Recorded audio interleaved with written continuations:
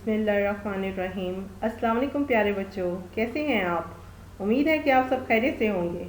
پیارے بچوں، آج ہم حروف تہجی کے تیسرے حرف بے کی آواز سیکھیں گے اور اس کے ذخیرہ الفاظ کے بارے میں جانیں گے۔ آپ بھی میرے ساتھ ساتھ دہرائیے۔ بے، ب، بادام، ب، بادام، ب، بستہ، ب، بستہ،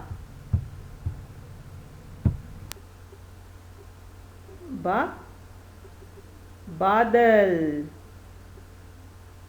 ب، بادل،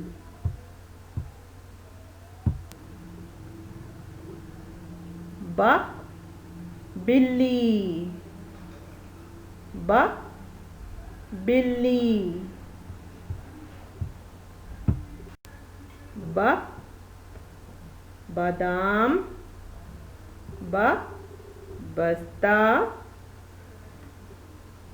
ب، بادل، ب، بلی۔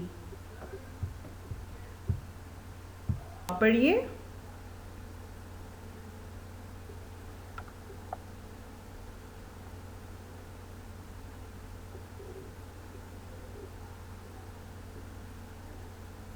شاباش،